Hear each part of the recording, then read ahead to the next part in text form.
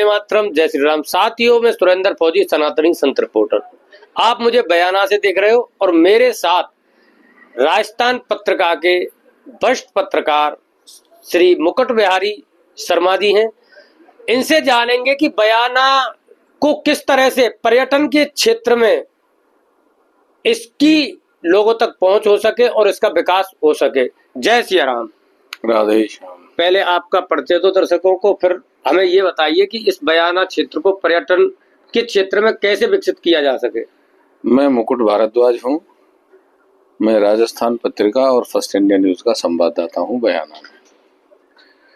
बयाना को पर्यटन क्षेत्र पर अग्रणी रखने की अपन अगर बात कर रहे हैं तो मैं आपके दर्शकों को आपके माध्यम से बता दूं कि बयाना के 2000 वर्ष तक के आबाद रहने के प्रमाण यहाँ पर स्पष्ट रूप से देखे जा सकते हैं।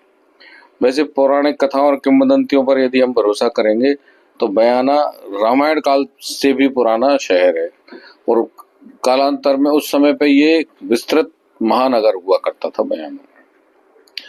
मध्यकालीन भारत की अगर हम बात करेंगे तो मध्यकालीन इतिहास के, मध्यकालीन सभ्यता के बहुत सारे चिन्ह यहाँ पर मिलते हैं। और आधुनिक इतिहास की बात करें तो स्वतंत्रता संग्राम में एक प्रसिद्ध नील का आंदोलन जो था, नील की खेती को लेकर एक आंदोलन किया गया था, वो भी बयाना में हुआ था। ये तो हमने बयाना के विषय में छोटी छोटी चीजें बताई कुछ आपको। बयाना का नाम श्रोणितपुर, विजयगढ़ इस तरह से चलता हुआ और ये अंतकाल में बयाना नाम इसको मिला है। और बयाना नाम के विषय में बता दूं, बयाना फारसी भाषा का शब्द है जिसका मतलब होता है एडवांस। सबसे पहले मुगलों ने फतेहपुर सीकरी को अपनी राजधानी बनाया था, उसके पीछे बयाना जो है सामरिक दृष्टि से बहुत महत्वपूर्ण था, इसलिए उन्होंने बयाना के नजदीक में फतेहपुर सीकरी को अपनी राजधानी के रूप में चुना। सुरेंद्र जी, आपको और आपके दर्शकों को ये जानकर बहुत प्रसन्नता होगी कि यहाँ पर तमाम ऐसे विरासत के चिन्ह मिलेंगे देखने को, प्रकट रूप में चिन्ह मिलेंगे इस तरह के देखने को कि जिनको देख करके और जिनको जान करके लोगों को बहुत प्रसन्नता होगी। अभी मौजूदा स्वरूप में जो प्रकट चिन्ह है उनके बारे में अगर हम बात करें तो विजय मंदिर गढ़ दुर्ग,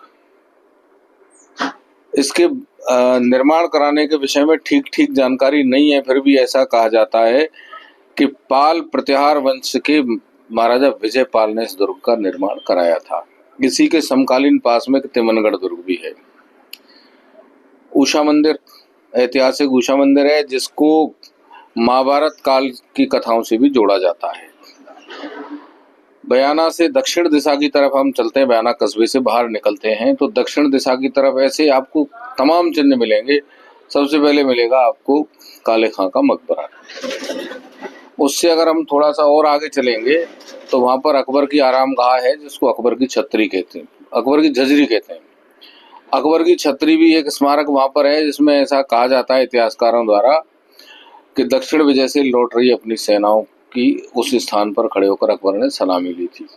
हम और आगे बढ़ते हैं दक्षिण में तो सुप्रसिद्ध विख्यात हिंदू शासक पृथ्वीराज चौहान जब कन्नौज की राजकुमारी संयोगिता का अपहरण करके वो लेके आए थे, उसको वरण कर लेकिन अपहरण क्या कहते हैं पवित्र उद्देश्य था, उसको वरण करने का उद्देश्य था।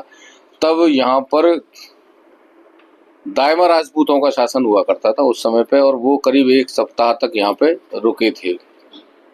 मैंने पृथ्वीराज रासो का अध्ययन नहीं किया है पर मुझे बताया गया है कि पृथ्वीराज रासो में भी ये घटना और बयाना का जिक्र आता है। अब हम बात पर्यटन की दृष्टि से करते हैं तो दिल्ली, आगरा, जयपुर ये एक ट्रायंगल बनता है पर्यटन का। तो दिल्ली से आगरा और आगरा से जयपुर जाते समय अगर एक रूट यहाँ पे डेवलप किया जाए तो टूरिस्ट जो है वो बयाना आ सकते हैं। और उसके बाद में बयाना में इतनी पुरा संपदा है, बयाना के पास में एक गांव है, पुराने समय में कस्बा हुआ करता था, इब्राहिम लोदी द्वारा बसाया गया था ब्रह्मबाद। वहाँ भी बहुत सारे चिन्ह इस तरह के पुरा स्मारक हैं और ऐतिहासिक और सामरिक दृष्टि से भी वो बहुत महत्वपूर्ण स्थान हुआ करता था। तो इन स्थानों पर भी टूरिस्टों को लाया जा सकता है। अब हम सिर्फ बयाना कस्बे की बात करें तो यहाँ पर एक सुप्रसिद्ध जैन मंदिर है जिसमें आपको जानकर आश्चर्य होगा कि सीमंधर स्वामी, जो उनका 24 तीर्थंकरों में तो उनको स्थान नहीं है, पर वो ऐसा माना जाता है कि वो आज भी पृथ्वी पर जीवित तीर्थंकर हैं। उनका एक मंदिर है, अतिशय क्षेत्र, बहुत पुराना मंदिर है और भव्य मंदिर है। वहाँ पर एक म्यूजियम भी है, मंदिर म्यूजियम बनाया हुआ है। और उसके पास में एक श्वेतांबर जैन मंदिर है। और उसके अलावा बयाना के सुभाष चौक के नज़दीक में एक बामड़ा मंदिर है, करीब 800 वर्ष पुराना इसका इतिहास मिलता है उषा मंदिर का। अब अगर हम टूरिस्टों को ये रूट एक नया रास्ता बना दें कि वो फतेहपुर सीकरी से चल के अगर बयाना की तरफ आ सकें, तो निश्चित तौर पे इन जगहों को देखने से एक रोमांचकारी अनुभव होगा उनको। और एक एडवेंचर के लिए भी यहाँ पर आपको बता दूं, बयाना के नज़दीक में फतेहपुर, क्षमा चाहूँगा, बंद बारेठा नाम का एक स्थान है जो भरतपुर जिले का सबसे बड़ा बांध है। वो भरतपुर जिला मुख्यालय में शहर है भरतपुर, उसके पेयजल के लिए सबसे बड़ा स्रोत है। वहाँ पर वाटर एडवेंचर एक्टिविटीज़ शुरू की जा सकती हैं।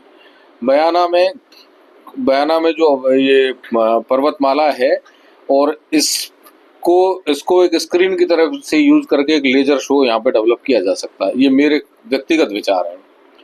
नीचे से और ऊपर विजय मंदिरगढ़ दुर्ग तक पहुँचने के लिए, और हम एक रोप वे बना सकते हैं। एक नया अनुभव होगा और बहुत बड़ा अनुभव होगा। और एक बहुत महत्वपूर्ण बात जो यहाँ पे हमारे दर्शकों को बताना जरूरी है कि अब तक इतिहास की पुस्तकों में जो दर्ज एशिया का सबसे बड़ा दुर्ग है वो चित्तौड़गढ़ दुर्ग है।